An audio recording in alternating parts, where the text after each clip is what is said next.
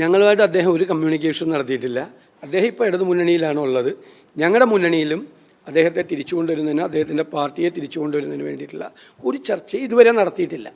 ചർച്ച നടത്തി ഒരു തീരുമാനം എടുത്താൽ അത് പറയാൻ എന്നെ ചുമതലപ്പെടുത്തും UDFന്റെ ചെയർമാൻ എന്ന നിലയിൽ. അപ്പോൾ ഞങ്ങളോട് പറയാം.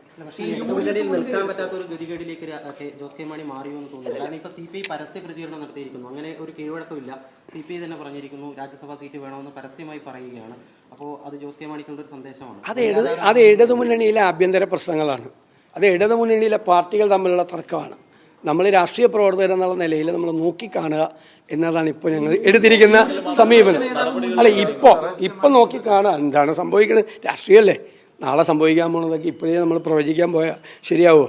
ഇപ്പോൾ അവർ ആ മുന്നണിയിലാണ് നിൽക്കുന്നത്. നമ്മുടെ മുന്നണി ഇവിടെ സുശക്തമാണ്, നല്ല വിജയമാണ് നമുക്ക് പ്രത്യേകിച്ച് ആ മേഖലകളിൽ ഉണ്ടായിരിക്കുന്നത്. ഇപ്പോൾ ഒരാലോചനയും നമ്മൾ നടത്തിയിട്ടില്ല. ഒരാലോചനയും ഒരു രീതിയിലും നമ്മൾ നടത്തിയിട്ടില്ല. നടത്തുന്നൊരു സാഹചര്യം ഉണ്ടായാൽ ഞാൻ തന്നെ നിങ്ങളെ അറിയിക്കാം. അത് പാർലമെന്ററി പാർട്ടിയും കോൺഗ്രസ് ദേശീയ നേതൃത്വവും തീരുമാനിക്കും. UP കോൺഗ്രസ് ഇപ്പോൾ റായ്ബറേലി സീറ്റ് നിലനിർത്തണം രാഹുൽ എന്നുള്ള ഒരു ആവശ്യം AICC അറിയിച്ചിട്ടുണ്ട്. അതുപോലെ കേരളത്തിലെ കോൺഗ്രസ് നേതാക്കൾ എന്തെങ്കിലും ഒരു മെസ്സേജ് അത് സംബന്ധിച്ചിട്ട് ഞങ്ങൾ ഒരു സമ്മർദ്ദവും ചെലുത്തില്ല. ഉചിതമായ തീരുമാനം കോൺഗ്രസ് നേതൃത്വവും രാഹുൽ ഗാന്ധിയും ചേർന്ന് എടുക്കും. ഏത് തീരുമാനം അദ്ദേഹം എടുത്താലും ഞങ്ങൾ അംഗീകരിക്കും.